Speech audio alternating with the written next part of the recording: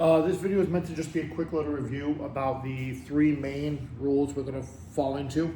The product rule, quotient rule, and power of power rule. So let's just knock them out.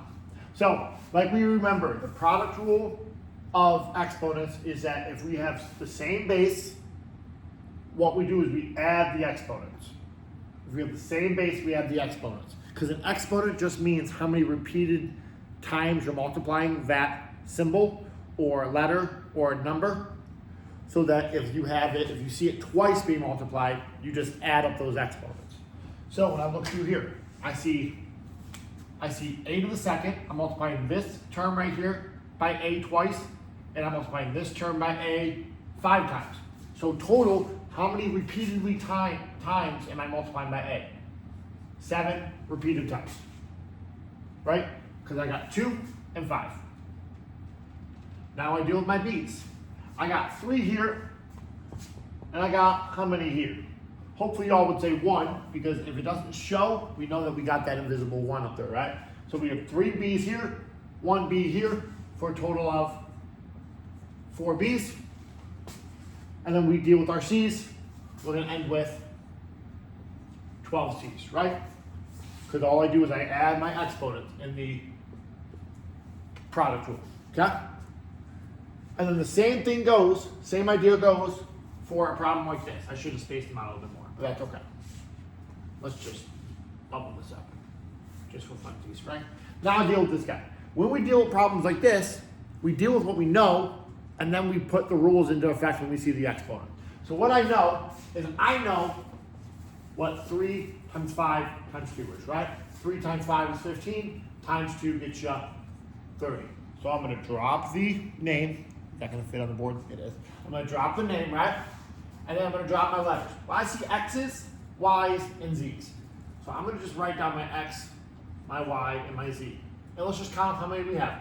Total X's we have. We got 5 here, 1 here, 3 here. In the product rule, we add the exponents. We're gonna do 5 plus 1 plus 3. 5 plus 1 plus 3 is 9. And now I deal with my Y's.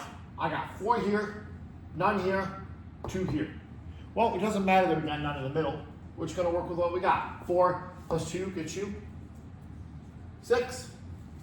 And then I look at my Z's. No Z's, 3 Z's, 5 Z's. I'm multiplying my Z 8 complete times. All right?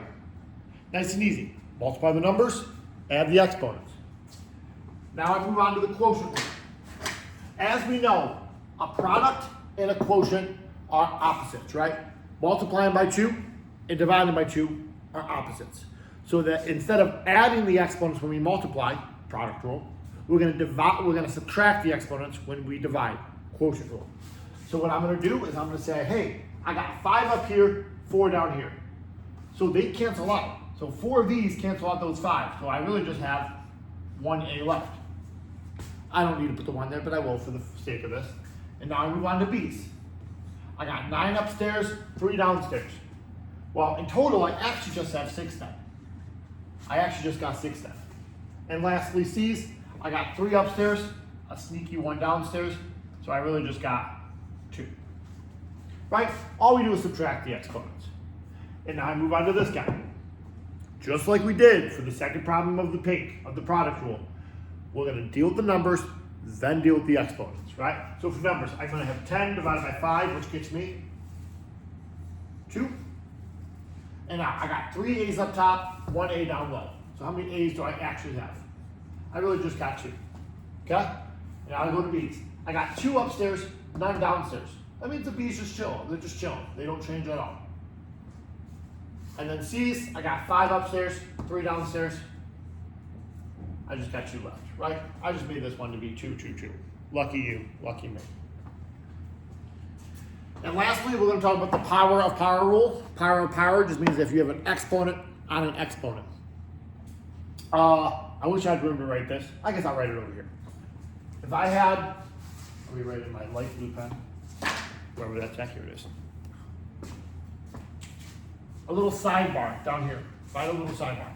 If I had 3 to the 4th power to the 3rd power, that pretty much says that I have 3 to the 4th times 3 to the 4th times 3 to the 4th, because this tells you how many times to multiply this by itself.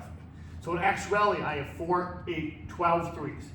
All we do is we multiply the exponent. Okay? Same thing works here. I'm going to multiply my exponent.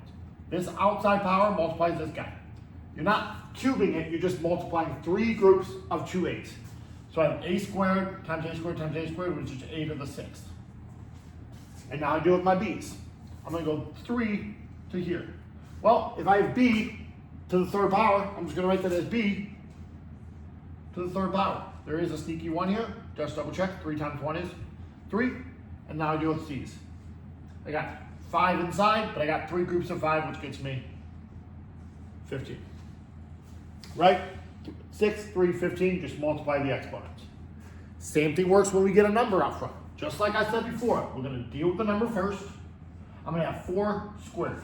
Well, I can just evaluate 4 squared. 4 squared is 16. And I'm going to deal with my exponents. I got a, b's, and c's. I got 2 groups of 5, which gets me 10.